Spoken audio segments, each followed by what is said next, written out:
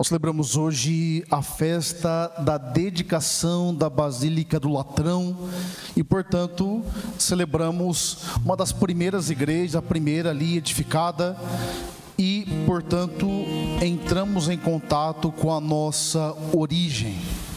Essa paróquia, por exemplo, ela foi dedicada no ano de 1970, no dia 20 de setembro, e a dedicação de uma igreja traz ao mesmo tempo a vocação dela. Essa paróquia, não sei se você sabe, ela chama, como que é? Tão católica, que benção. E portanto está dedicada a ela. E portanto a mensagem dela, que é uma mensagem de conversão, fala sobre sacrifício, sobre rezar o terço. É por isso que a pastoral aqui da paróquia é assim. Tem confissão, tem um padre atendendo ali, até 9 da noite vai estar o padre Wagner atendendo confissão ali. Então, ela quer trazer para a gente essa reconciliação. E ao mesmo tempo fica uma mensagem. Quer saber como que está a sua vida? Quer saber o que fazer da sua vida? Visita as suas origens. Visita de onde você saiu. Ilumina com a palavra de Deus que você vai ter clareza de como fazer. Sabe que talvez seja esse o empreendimento mais necessário. Porque muitas vezes nós perdemos a visão das coisas. A gente não entende mais o que está fazendo no mundo. E o problema de muitos casais, de muitas famílias, de muitas pessoas, não é propriamente algo que tenha atrapalhado a sua situação de vida. É a falta de clareza, gente. Olha, na vida concreta tem problema, sim ou não? Vida de casal tem problema também, de padre tem problema, de bispo, de papa tem problema também. Nós paramos os problemas quando esquecemos o porquê das coisas e nos fechamos o nosso próprio jeito de ser. A grande questão e o chacoalhão que Deus vai nos dar hoje é que nós precisamos muitas vezes agir de maneira intensa. Tal como Jesus que entra no templo e expulsa os vendilhões, nós precisamos fazer isso em nosso coração para que de fato Ele preste o devido culto a Deus, senão a coisa não vai funcionar. O que nós não entendemos ainda, gente, é que com Deus não tem jeitinho. Não tem um jeitinho que você faz aquilo de brilho ali, não tem como.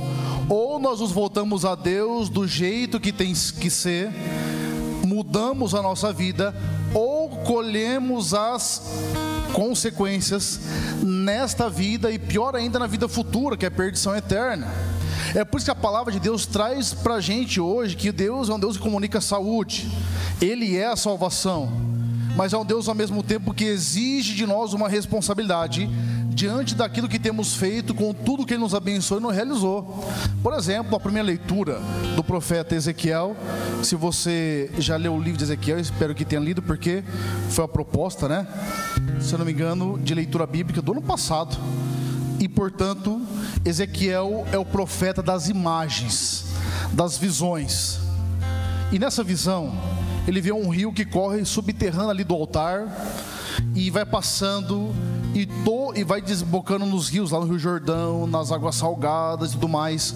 E todo lugar aonde esse rio toca, ele vai comunicando saúde. Quem é esse rio? Cristo é esse rio. Onde ele toca, ele comunica saúde. A grande questão é: a água que é Cristo tem lavado a minha vida? Tem lavado a minha história? Tem feito com que eu, ao chegar perto dele, viva uma existência renovada? Essa é a grande questão. Ezequiel estava falando de maneira indireta do mistério de Cristo, que foi manifesta em nossa história, em nossa vida. É por isso que, quando a gente olha esse evangelho, e tem um pessoal que usa esse evangelho para justificar as raivas que sente. Já viu isso já? Porque Jesus estava nervoso, sim ou não? Rapaz, esse evangelho, ele montou um chicote lá, desceu o rei, todo mundo, mandou embora o povo. E por que aconteceu isso? Você sabe que o sentido moderno de lucro que nós temos hoje, quem começou são os judeus. Sabia disso? Por isso que muitas vezes na Bíblia é criticada a usura, porque tanto que até hoje os grandes banqueiros ainda são judeus ainda, inclusive. O que acontecia no templo? Vamos supor que você ia para o templo, e não é que você ia porque você, uma dentre tantas coisas que você poderia fazer, uma vez ao ano, você tinha aqui no templo, era obrigado aí. E vamos supor que você tinha que fazer a sua oferta, certo? Àquela época não tinha tido a revelação plena de Cristo na história. O Senhor começou sua manifestação, estava vivo no meio do povo. No entanto, para ter perdão dos pecados, eles tinham que ter oferta. E Deus cultivou ao longo da história a dinâmica de oferta, porque o ser humano é treinado para esquecer aquilo que é fundamental. Não treinado porque alguém nos treinou. Você pode perceber, hoje você acordou nesse domingo e a sua preocupação primeira não foi sentido de vida, foi sobreviver, não é verdade? Eu não sei como vocês acordam, mas eu acho que quem acorda muito feliz tem alguma coisa errada, né? Alguém conhece alguém que acorda muito feliz assim? Levanta a mão. Eu não consigo entender o motivo de tanta alegria, gente. Tá acordando. A minha mãe é assim. Eu vinha do seminário, às vezes eu acordava e no banheiro, minha mãe começava a falar comigo, eu do banheiro trancado, ela falando lá fora. É muita felicidade, gente. Mas tem um povo que acorda mais feliz. No entanto, você que é dessa parcela maior da sociedade, a gente acorda pensando em coisas básicas, não é verdade? Hoje mesmo, você em nenhum momento talvez se preocupou com o propósito da sua vida, ou o que você tem que fazer para acessá-lo. Sabe por quê? A tendência do ser humano é responder aos seus instintos, às suas necessidades mais imediatas. É por isso que qualquer projeto que vai pedir de você um não para alguma circunstância se torna difícil. É por isso que muitas vezes toda mudança de hábito, de situação, de realidade vai trazendo transtorno, porque nós somos acostumados a responder os instintos imediatos que nós temos. Agora, quem quer viver uma vida de propósito tem que olhar para onde quer chegar e caminhar para isso. O grande problema é que nós vemos Jesus, queremos justificar a nossa ira com Ele, porque Jesus jamais pecou. O que Jesus faz aqui não é ira, é um zelo pela causa. Ele está dizendo que nós temos que fazer. É por isso que eu só vou conseguir limpar a casa do meu coração se eu reconhecer quem é Deus e aonde eu quero chegar. Olha, eu vim de uma experiência, estava pregando no Circo de Jericó lá em Goiânia, e como é a semana aqui, praticamente todas as paróquias, né, consagração do dízimo é o segundo domingo, nós falávamos dessa dinâmica material. E dentre os assuntos, eu perguntava para o povo assim: você tem algum sonho mesmo material? Pensa aí. Não estou falando que você vai ter que usar de Deus para conseguir algo. Sonho material, não sei, uma casa, carro, não sei. Tem ou não? Então, se não tem, tá bom. Mas se não tem, pensa. Entenda. Eu não estou falando de procura de enriquecimento, mas de sonho. É errado o que ter uma casa, sim ou não? Claro que não. É errado o que ter uma casa melhor, sim ou não? Não é errado, não. Eu pergunto a você, está fazendo o que para isso? Eu falo isso porque eu acho que a pregação mais difícil quando me pede é para adolescente. Por quê? Por adolescente você tem que ser muito persuasivo, você tem que vender um espetáculo, senão ele não presta atenção em você. E um dia conversando com eles, qual que é seu sonho? Eu levantou a mão, quero ser médico. Eu falei, está estudando? Eu falei, não. Então, é o que? Ciência infusa? Sabe, por que eu estou dizendo isso? A gente quer muita coisa, mas você no fundo nega isso. Eu quero ser santo, mas não rezo. Entendeu? A grande questão é que nós perdemos a visão da vida. E quando perdemos a visão, não sabemos onde queremos chegar. O que Jesus faz nesse templo é trazer o povo para a visão correta. É falar, está errado o que vocês estão fazendo. Não é isso. E deixa eu entender o que está errado aqui. Porque muitas vezes na minha vida de padre, eu escutei as pessoas olhando para esse texto e criticando a prática das paróquias. Por exemplo, você fala, nossa, mas o padre está falando que não pode ter venda, mas tem um pão ali para vender. Se você vai no Santuário da Aparecida, se bem que Aparecida também o povo exagera às vezes, né? Tem terço, tem até filhote de cachorro, você compra lá, você olhar bem.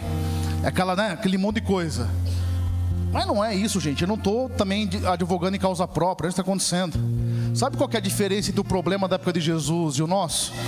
É que na época de Jesus, como a oferta ela era critério para o culto, se você não tivesse dinheiro, você não tinha perdão dos pecados.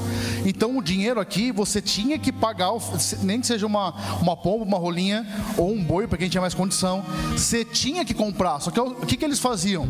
O dinheiro seu não valia no templo.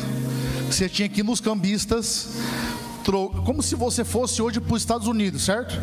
Então se ia lá comprar o dólar, o seu dinheiro valia 5 vezes menos que o deles. Aí com esse dinheiro, olha como eles são espertos, aí que você podia comprar no templo. Então se você não tivesse dinheiro, você não rezava, você não tinha perdão de pecados. É por isso que Jesus fala de comércio. É diferente das paróquias. Tudo que vocês compram, que vocês investem aqui, não fica para o Padre Jonas, fica para a paróquia, para a igreja. E portanto não é uma linguagem de comércio. Deixa eu dizer uma coisa, e só tem essas coisas nas paróquias porque o católico não é evangelizado sobre dízimo e oferta. E por não ser evangelizado sobre dízimo e oferta, não dizima, não oferta, não vive a prosperidade que Deus espera. A verdade é essa. O grande problema do ser humano, gente, é o dinheiro. Sabia disso? O dinheiro, você sabe que no inglês, eu não vou arriscar falar inglês, até tenho que falar com a minha professora aqui, que eu conversei, não respondi mais ela, mas eu vou responder, você vai me ajudar. Eu não vou falar para não errar aqui, mas eles usam os 3 Gs para falar onde o ser humano se perde: dinheiro, poder e relacionamento. Se você é mulher, homem a mulher. Essas 3 vias são as 3 fraquezas que mais pegam o ser humano. Poder, visibilidade, você poder fazer as coisas, o dinheiro ali. É por isso que o nosso coração tem que estar blindado sobre isso. E quando Jesus ele vai no templo, ele entra e expulsa os vendilhões, ele traz uma informação fundamental. Ele fala: destrói esse templo, e em 3 dias eu o levantarei. O templo que está falando era o corpo dele, ele é o templo. É por isso que quando Ageu, capítulo 2, versículo 9 vai dizer: a glória da segunda casa será maior que a primeira. A segunda casa não é algo, a segunda casa é alguém, é Cristo. Ele é a segunda casa, ele é a casa na qual nós somos edificados. Essa paróquia, quem está aqui mais perto sabe o quanto a gente trabalhou para chegar no que chegou, gente. Foi suado, foi difícil, foi complicado, teve, sabe, é luta, não é? Como que foi? No entanto, isso aqui, gente, não é nada perto do que é Cristo. Nada. A matéria, ela tem que lembrar quem é Deus. Essa paróquia é bonita porque quando você chegar aqui, você tem que lembrar que existe Deus. Ele é bonito de verdade. Ela tem que te fazer o acesso. Mas isso aqui, gente, não leva ninguém para o céu não, tá? Sabe disso? Eu não vou para o céu por causa da paróquia que eu reformei. Eu vou para o céu se Jesus for meu Senhor. Esse que está o ponto. E a grande questão aqui é essa. Hoje nós precisamos, tal como Jesus, entrar no templo que é nosso coração e expulsar os vendilhões, e expulsar aquilo que tem nos afastado da presença dele. É isso que a gente tem que fazer urgente, gente. É sobre isso que o Evangelho está falando. Não é sobre outra coisa não. Esse que é o ponto.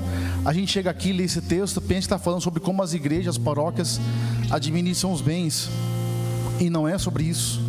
Ela está dizendo que ele é o templo, ele é o corpo, e eu tenho que estar nele. E São Paulo, na segunda leitura, vai dizer algo formidável. Vai dizer que nós somos a lavoura de Deus, construção de Deus, e que o fundamento da obra em nós é Cristo, o alicerce. Se ele é o alicerce, é sobre ele que nós temos que construir a nossa vida. Se é sobre ele que temos que construir a nossa vida, tem que estar baseado nos princípios e propósitos dele. É por isso que eu preciso olhar para o meu coração e perguntar: será que eu sou edificação de Cristo? Será que eu tenho construído para ele? Será que eu tenho tido essa consciência que eu tenho feito e realizado? Essa é a questão, gente. Porque entenda, a questão fundamental não é a questão material em si, gente. É como nessa questão material eu expresso Deus de fato. E posso entrar num assunto mais polêmico ainda? Quando nós falamos que nós somos santuário de Deus, como diz São Paulo, eu não posso profanar esse santuário. Não posso. E como que eu profano esse santuário? Pelo mau uso do meu corpo. O mau uso do corpo, ele vai desde da questão da afetividade, sexualidade. Vamos entrar em detalhes, tem criança aqui, você entendeu já? Quando eu entendo que não tem um lugar certo para a sexualidade, eu uso meu corpo como um meio de experiência. Quando eu não entendo que existe uma sacralidade ali, eu pego contra o meu próprio corpo. Esse é um dos pontos. Mas também quando eu não tenho o devido respeito para a saúde. Sabia disso? Fala para quem está do seu lado assim, ó: esse padre aqui era magro. Vocês gostam de piada de gordo, né? Impressionante, não é? Esses dias eu fui num retiro e tinha uma freira. Falei pra vocês, lembra? Irmã Bridget McKenna.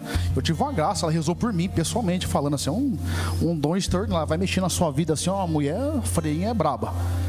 Aí ela começou a falar, ela viu que eu estava gordinho, ela percebeu. Dá para perceber, sim ou não? Um pouquinho? Fora, né? Tô dando mais trabalho pro Marcelo e pro Rafa que na vida toda deles. Ninguém conseguiu, mas estamos perseverantes. Eu falei assim, eu não falo inglês, né? Eu vou aprender agora. Aí eu fui mostrar a foto minha de quando eu era padre em 2018. Ela falou assim, oh! Ela olhou pra mim assim e falou assim, misericórdia. O que aconteceu que o senhor fosse dentro de moto? Arrebentou você? Mas o padre brinca. Mas sabe o que é isso, gente? Eu tenho que dizer, não tenho vergonha de falar meus pecados, meus erros, não. É eu, tá errado. E não tô, você que tá gordo aí, não fica bravo comigo não, viu? Nós pode falar que nós temos lugar de fala, amém? Você viu que quando eu faço para de gordo, ninguém briga comigo. É um gordo falando de gordo, não é? Depois que eu emagrecer, eu vou ter que pensar mais nas piadas. Vou ter que abandonar o sindicato. No entanto, o que eu estou dando esse exemplo? Tá errado, gente. Você perceber que padre também erra. E não erra porque está pecando necessariamente por desorganização. Mas é santuário, é templo de Deus, gente. É o santuário do Senhor, seu corpo. Entendeu? É sagrado. Não estou te expondo aqui não, mas se você não cuida de santuário, o sono, a alimentação, certo? Também é um culto a Deus. A maneira como eu convivo com os bens. Esse segundo domingo, nós consagramos o dízimo. E o católico não entende o que é dízimo. Porque para nós, falar sobre dinheiro é algo muito triste. Porque nós sabemos do mau uso que já foi feito dos recursos. Sabemos. Eu sou padre, eu sei mais ainda que vocês, infelizmente. Sabe? Só que a grande questão, se Deus não tem um lugar no seu bolso, Ele não vai ter lugar na sua vida jamais. E outra, se você desconfia da paróquia onde você está de dizimar, vai para outra e dizima lá, mas faz alguma coisa. Porque não vai haver prosperidade, gente, sem verdadeira fidelidade. Deus não vai te entregar nada que vai fazer com que você se perca dele. É por isso que os recursos têm que ter um lugar correto e concreto na nossa vida. O nosso corpo tem que ter um jeito certo de vivenciar, nossa fé tem que ter um jeito certo. Senão não vai dar certo. Se você quer de fato viver o santuário de Deus que é você, a sua vida, a minha, ela precisa prestar um culto a Deus. Gente, estão vendo uma fase que, olha, a gente precisa melhorar muito. Por exemplo, cadê os homens do Ford aqui? Levanta a mão. As mulheres estão arrebentando com a gente, viu? Eu falei que não ia dar homem, mulher no retiro, deu quase 600 já. Tá acabando, viu? Você que foi no retiro, você teve que mudar o lugar. Vou divulgar hoje. Por que eu estou dizendo isso? Volta para Deus, homem. Sabe? Volta para Deus, mulher. Volta para Deus, casal.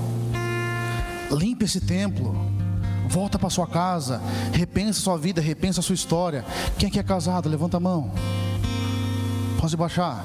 Posso resolver qualquer problema que você tem de indecisão? Posso? Sim ou não? É com esse mesmo, viu? É até o final, esquece qualquer outra coisa. É até que a morte os separe, amém? Ô padre, mas é esse mesmo? Ô padre, mas quando eu comprei na planta, ele era que nem o senhor, era magrinho, pá. Que os bichinhos vão aumentando, né? Não vou nem falar, vocês já entenderam já.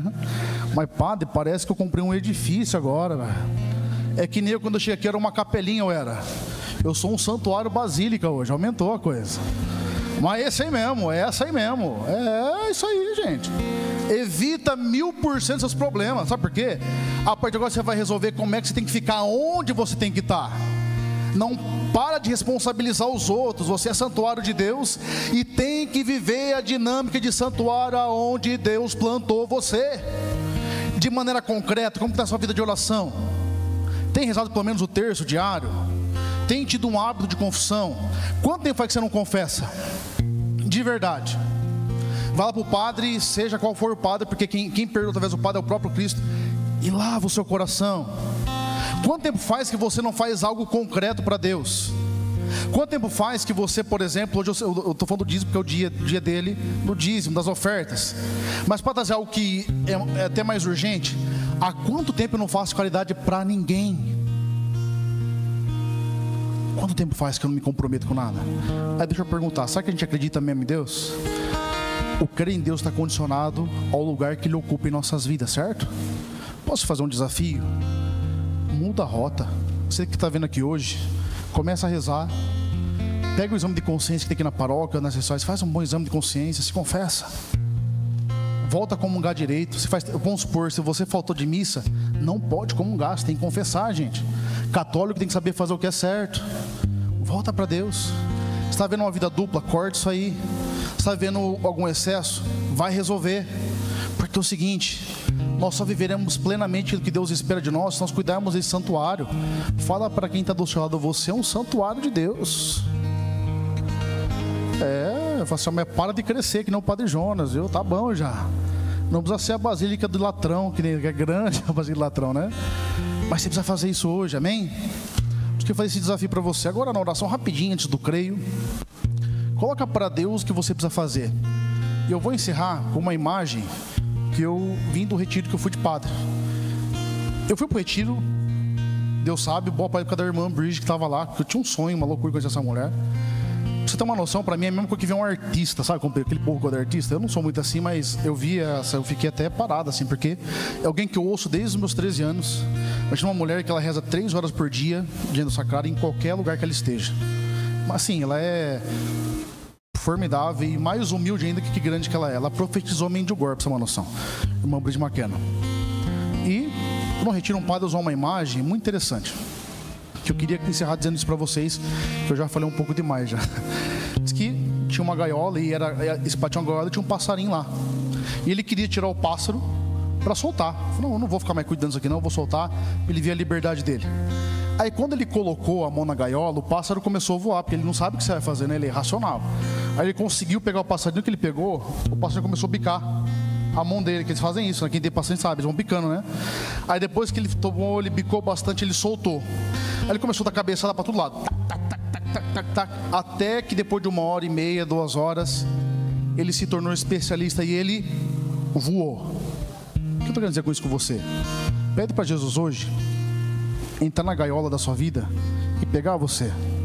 Ainda que você vai bicar, porque você vai ficar nervoso, vai reclamar porque está errado com isso aqui, desse jeito, você vai reclamando, mas deixa ele pegar você. Deixa. Ainda que você não, ele vai reclamando, porque está errado. Aquele padre gordo fica fazendo essas coisas, não aguenta mais nada. Ele vai. Na hora que ele soltar, você vai dar um monte de cabeçada ainda. Mas uma hora você vai estar especialista e você vai voar. Mas se você não sair dessa gaiola, não vai dar certo. Essa gaiola pode ser a sua sexualidade, pode ser um relacionamento, pode ser um apego seu. Sai dela. Sai. Deixa Jesus te tirar. Porque somente assim você vai viver aquilo que de fato você nasceu para viver. Amém? Feche os seus olhos. Baixa a sua cabeça. Peça para o Senhor essa graça. Vai falando com Jesus.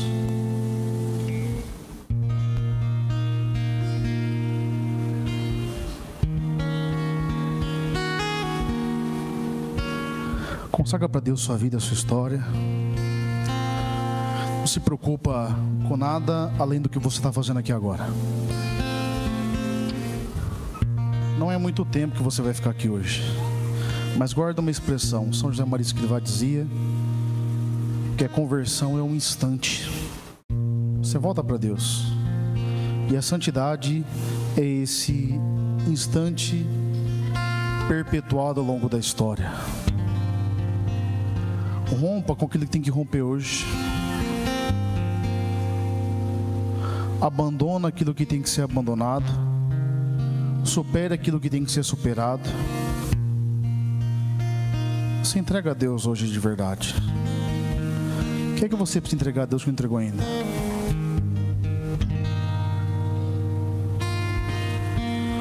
Vai entregando ao Senhor nesse momento a sua vida, a sua história, o seu coração.